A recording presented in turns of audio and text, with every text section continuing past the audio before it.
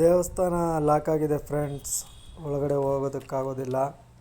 So ಹೊರಗಡೆಯಿಂದನೇ ತೋರಿಸ್ತಾ ಇದ್ದೀನಿ.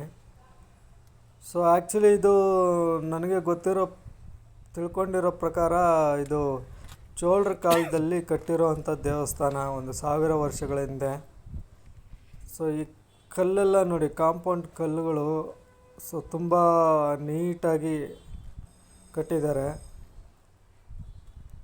So ಈ ಚೋಳರ ಕಾಲದಲ್ಲಿ ಕೇವಲ ಒಂದೇ ಒಂದು ರಾತ್ರಿಯಲ್ಲಿ ಕಟ್ಟಿರೋ ಅಂಥ ದೇವಸ್ಥಾನ ಅಂತ ಹೇಳ್ತಾರೆ ಈ ದೇವಸ್ಥಾನವನ್ನು.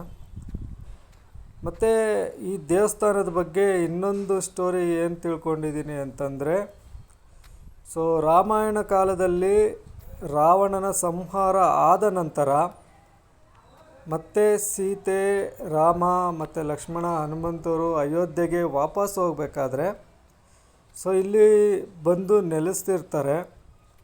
ಸೊ ಅವರು ವಾಪಸ್ ಹೋಗ್ಬೇಕಾದ್ರೆ ಸೀತಾಮಾತೆಯು ಲಿಂಗಗಳನ್ನು ಅಲ್ಲಲ್ಲಿ ಸ್ಥಾಪನೆ ಮಾಡಿಕೊಂಡು ಹೋಗ್ತಾ ಇರ್ತಾರೆ. ಸೊ ಈ ಪ್ಲೇಸಿಗೆ ಬಂದಾಗ ಇಲ್ಲೂ ಒಂದು ಲಿಂಗವನ್ನು ಸ್ಥಾಪನೆ ಮಾಡಬೇಕು ಅಂತೇಳಿ ಸೊ ಅವರು ಡಿಸೈಡ್ ಮಾಡಿರ್ತಾರೆ. ಸೊ ಅದೇ ಪ್ರಕಾರ ಅವರು ಆಂಜನೇಯ ಸ್ವಾಮಿಗೆ ಹೇಳ್ತಾರೆ ಸೊ ಹೋಗಿ ಲಿಂಗವನ್ನು ತೆಗೆದುಕೊಂಡು ಬರೋದಕ್ಕೆ.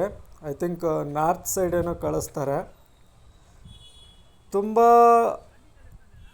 ಟೈಮ್ ಹೋದರೂ ಕೂಡ ಆಂಜನೇಯವರು ಬರೋದಿಲ್ವಂತೆ, ತುಂಬ ಲೇಟ್ ಆಗುತ್ತಂತೆ ಬರೋದು. ಸೊ ಅದೇ ಟೈಮಲ್ಲಿ ಏನು ಮಾಡ್ತಾರೆ, ಸೀತಾಮಾತೆ ಇಲ್ಲೇ ಇರುವಂಥ ಮರಳುಗಳನ್ನೆಲ್ಲ ಒಟ್ಟುಗೂಡಿಸಿ ಒಂದು ಲಿಂಗವನ್ನು ತಯಾರು ಮಾಡಿ ಸೊ ಪೂಜೆ ಮಾಡ್ತಾರೆ. ಸೊ ಅದಕ್ಕೋಸ್ಕರ ಇಲ್ಲಿರುವಂಥ ದೇವರಿಗೆ ಮರಳು ರಾಮಲಿಂಗೇಶ್ವರ ಅಂತ ಹೆಸರು ಬಂದಿದೆ ಅಂತ ಒಂದು ಪ್ರತೀತಿ ಇದೆ.